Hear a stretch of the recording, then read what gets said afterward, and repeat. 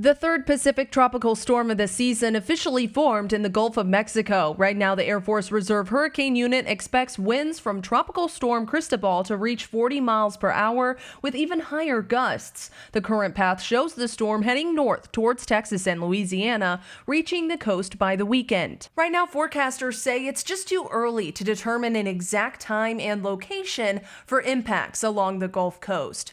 Katie Johnston for CBSN DFW.